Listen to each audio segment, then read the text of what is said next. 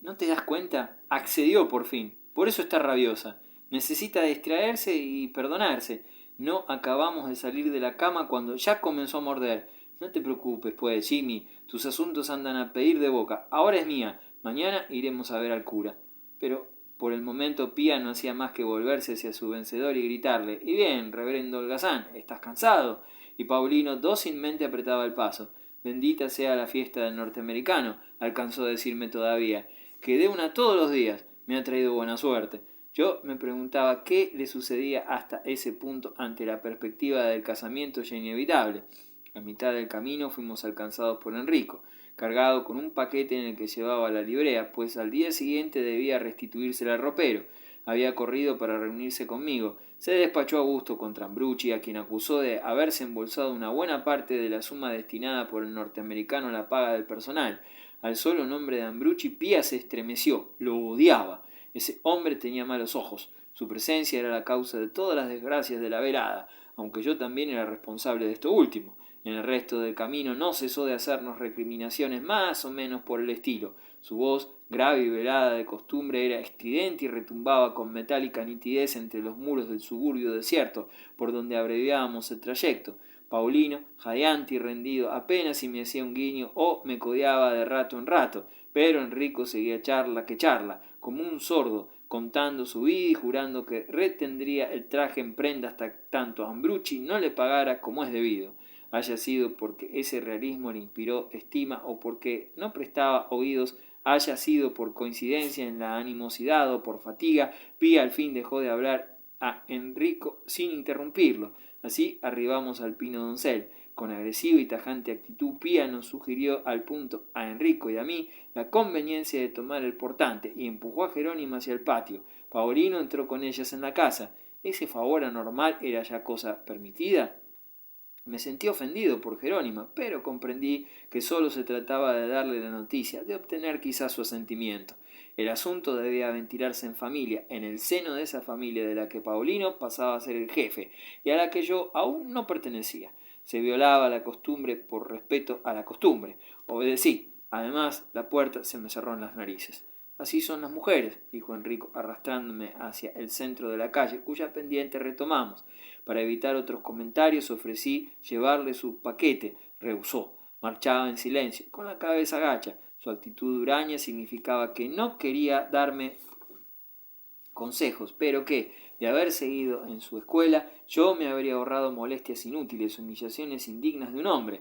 Al mismo tiempo me trataba con cierto respeto. Junto a él mi aspecto era di signore. Yo no había guiado mal mi barca, pero la guiaba por aguas estancadas. Yo me condenaba a los disgustos de una existencia monótona y llena de apremios, dedicada por entero a conformar a los demás, que de cualquier modo nunca estarían satisfechos. Sentí una tremenda amargura, como también un loco deseo de plantar todo, de volver a Milán con Enrico, cuyos pensamientos se me contagiaban, rebeldes y lúcidos.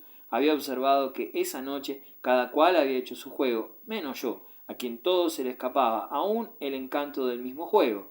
Menudas distancias las de esta sagrada ciudad, suspiró Enrico, si al menos uno dispusiera de coche, pero los pobres diablos como nosotros, ¿comprendes? Nuestros pasos resonaban muellemente por los espacios del foro. Hubiérase dicho que nos encontrábamos en una provincia muy antigua, definitivamente abandonada. Me agobiaba, según suele decirse, un no sé qué carga y negro presagio de un tiempo. Roma, en torno de nosotros, desplegaba con vana ostentación su pompa implacable, cuyo influjo pesaba sobre Enrico tanto como sobre mí, aunque él no se sintiera ni por un instante con el espíritu embargado. Marchaba sacando pecho, dispuesto a todo, las manos en los bolsillos, el sexo en el debido lugar, ojos y oídos cerrados, pero celosamente atentos a todo lo que, desde el fondo de la noche, podía aún llegar hasta él. Quizás pensaba en ese absurdo proyecto de fiesta al que me había asociado casi por la fuerza. Tuvo la delicadeza de no volver a mencionarlo. Ya habría tiempo de continuar la comedia el día siguiente. Bastaba, a decir verdad, con una fiesta por vez. En ese momento solo lo real era tolerable, aunque fuera muy triste. Sí, éramos dos pobres diablos en marcha por la tierra. Marchábamos y se nos hacía marchar por el sustento y por el descanso, por la guerra, por la política o por las mujeres, por el honor y por la patria, y por salvar el pellejo. Marchábamos por cualquier cosa, y el mundo sin nosotros, sin los millones de pobres diablos que marchaban como nosotros, habría de pronto dejado de marchar. Esclavos fugitivos, engañosamente apartados de la estirpe de los que habían construido ese Capitolio y ese Palatino, cuyas enormes sombras nos ocultaban las estrellas. En la escuela se nos había enseñado que la vida no es una excursión de placer. La de Enrico, después de nuestra separación, se había consumido en peripecias que continuaban en sombra para mí. Había estado otra vez en la cárcel y luego en el hospital, de donde había salido llevándose a una enfermera. Esa enfermera era más hábil para mimar enfermos que para gobernar a un muchachón descarriado, y a duras penas había podido acostumbrarse a un régimen que no prescribía comidas a hora fija. Enrico la llenó de alhajas y de deudas, hasta el día en que recobró el vigor suficiente para sacudir el yugo de su benefactora, que dicho sea de paso, hasta bigote tenía ya. Enrico se dedicaba por aquel entonces a un negocio de lotería, montado con la colaboración de un periodista que redactaba los boletines astrológicos de una publicación local. Ciertos días el horóscopo señalaba un golpe de suerte para los compradores de billetes cuyo número representara tal o cual combinación de cifras. A la mañana siguiente, por intermedio de una pandilla de mendigos y vendedores ambulantes, Enrico lanzaba al mercado un caudal de billetes impresos para tal emergencia, por un tipógrafo amigo, y con los guarismos alineados en el orden propicio. El éxito era colosal y era rápido, pues los futuros ganadores debían echarle el guante a la suerte en el plazo de 24 horas, y dado que las víctimas se reclutaban tanto entre la progenie de Piscis como en el de Libra o de Géminis, no había peligro de que una decepción repetida harto a menudo los pusiera seriamente en situación difícil. Esta especie de rotación distribuía equitativamente entre todos los órdenes zodiacales de la población milanesa el impuesto que Enrico le sustraía cada mes como precio por algunas horas de esperanza, seguidas de decepciones mucho menos vivas, pues casi no se encuentra gente con suficiente constancia como para mantenerse más de una semana en espera de la fortuna, preocupada por su dinero, sostenida por el recuerdo de una predicción, atenta al respeto de la ley y al cuidado de sus intereses. Así pues, en principio, la empresa podía tener éxito indefinidamente, tanto más que los billetes liquidados en menos que canta un gallo no corrían el riesgo de caer en manos de la policía en cantidad suficiente como para denunciar los alcances de la estafa. Sin embargo, cierta vez se vendieron tan mal que la emisión quedó casi por entero en poder de los intermediarios, provocando discusiones y comentarios entre ellos. Las razones de este fracaso quizás no fueron aclaradas, sino a la luz de la astrología misma. En efecto, los billetes de tan mal hadada serie estaban destinados a los hijos e hijas de Escorpio, y Enrico, nacido bajo este signo, atribuyó a la influencia astral el temperamento escéptico que los esquivos compradores poseían en igual medida que él. En resumen, al cabo de algún tiempo, un comisario llamó cierto día a la puerta de la enfermera, que no estaba al tanto del asunto. El periodista y el tipógrafo fueron detenidos, y Enrico, en tales circunstancias, se marchó a Roma, con cuidado de no dejar huellas detrás de él. Naturalmente había viajado gratis, y me aseguró que en Italia nada era más fácil. En situación semejante, ni pensar siquiera en llevar consigo a Teresina, la enfermera. Enrico no tenía con qué pagarle el hospedaje en Roma. Le invitaría a reunirse con él más adelante, un poquitín más adelante, cuando los negocios lo permitieran. Sin embargo, era una buena muchacha, pero yo nunca estaba tranquilo. Demasiadas complicaciones con las mujeres. Mi viejo, no hay sino esclavitud o mentira. Ya verás, a mí no me gusta mentir. La última frase me pareció encantadora. En Enrico la falta absoluta de sentido moral tenía algo de ejemplar y de verdaderamente edificante. Una serena belleza que Monseñor Guadalcante habría calificado como consoladora. ¿Recuerdas lo bien que vivíamos en Milán, en nuestro palacio bombardeado? Yo tenía mi buen reloj de oro, montones de corbatas, una Vespa. Me hacía lustrar los zapatos en la plaza de la catedral. ¡Qué lejos está aquel tiempo! Después, gracias a Teresina y a la historia de esa lotería inventada por mí, me recuperé en cierta medida. ¿A quién perjudicaba eso? Me ganaba la vida. ¿No es así? Nadie se quejaba, todos tenían su parte, pero esos puercos me derribaron de nuevo. Mano precipitato.